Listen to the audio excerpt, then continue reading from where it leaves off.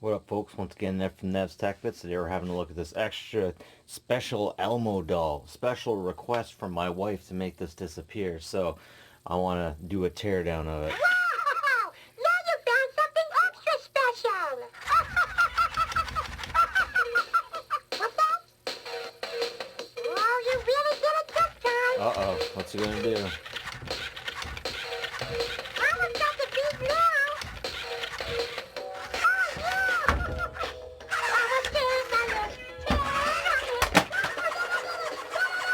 You get the idea. So let's open them up and see the robotics on the inside. Before I get too far, I should let everyone know that this unit has been well used. It's been well abused. It's even been left outside for a few days, so it's had its time. So it seems like there's not a lot going on in the head, and there's nothing going on with this arm. But this arm seems to do something. And let's take a look on the inside. This is some really sturdy fabric here. I've never known Sesame Street to ever license or make anything that wasn't well built, so I'm kind of excited about getting in here and seeing what it looks like. So here's what the red menace looks like when you take the fabric off. You can see we had one button that was about in the chin. We got the belly, and then we got the foot. Oh, it might help if I turned them on, eh?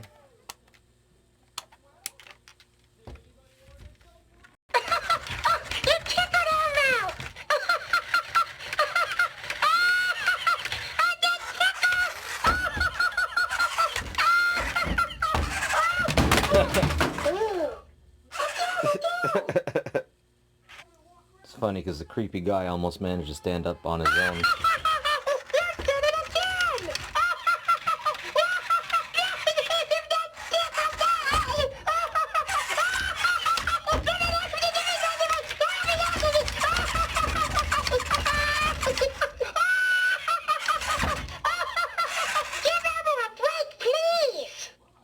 Go home, Elmo. You're drunk.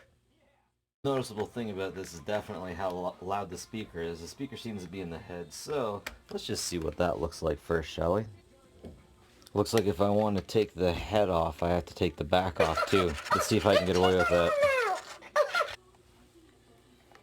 So you take the back shell off, all Phillips head screws, very nice. And just as I was expecting, there's a lot of interesting engineering going on here. And the circuit board seems very intuitive. Oh, that's a daughter board on top of a circuit board. That's a secondary board that they soldered right onto it. That's interesting. As we come on down, we see we got the motor to move the legs.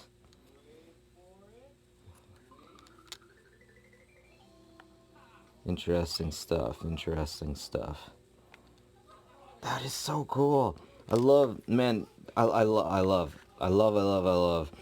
Sesame Street hardware. They always, man, they're like Apple. They just make good stuff for the most part. Okay, I really shouldn't say that. After watching all the Louis Rossman shows I've watched, he freaking hates Apple, and he knows it a lot better than I do. But just everything put together so nicely, so neatly. Even the cable management looks pretty nice. And look at that. Look at all you had to do was tie it right there. Cables, frickin' beautiful. Frickin' beautiful. Let me get this thing apart a little bit more.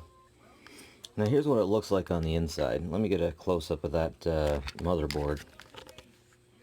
Got a lot of capacitors in there. I believe that those are electrolytic capacitors.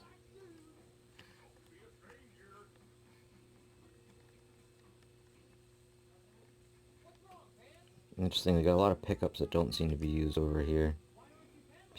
They got a PCB number right there.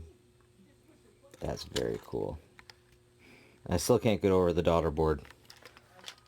Okay, so let's see if this thing can still maintain the balance without its outer shell on.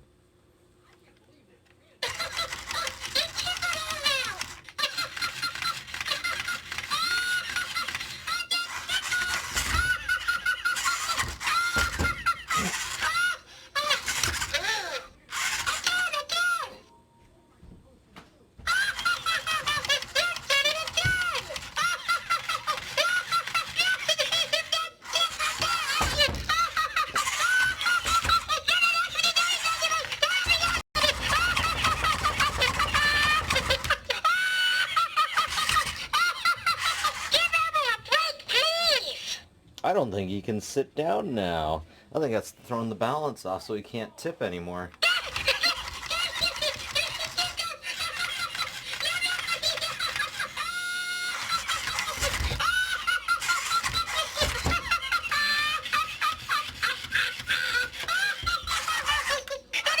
Nope. I'm too old to be entertained by this. I wonder if he'll stand up now. So the balance is definitely off. No. You're not allowed to laugh at that, Elmo. So this is the board that was attached to Elmo's left hand.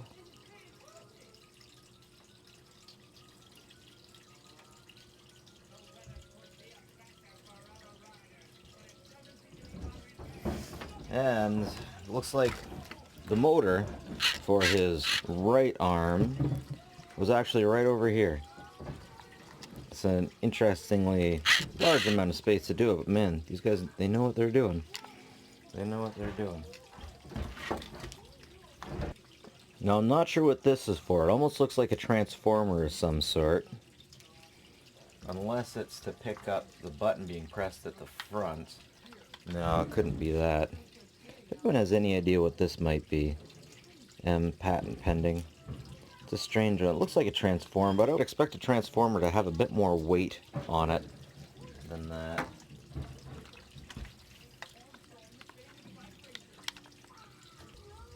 These wee motherboards must be used to communicate with the motor, to activate and use the motor, because that seems like that's exactly what it was connected to.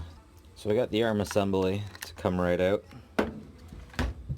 It's its own piece. It looks like it can be manufactured separately. Real interesting. Let's open this up and see what the gearbox looks like. Alright, so I got her open, but before I go too far, I want to mention, it's interesting how we got this roller ball on the outside running around this. I guess it's a sensor. It must just be a sensor so that the unit can tell exactly where the arm is. Got a simple gearbox here attached to standard motor, little wee motor.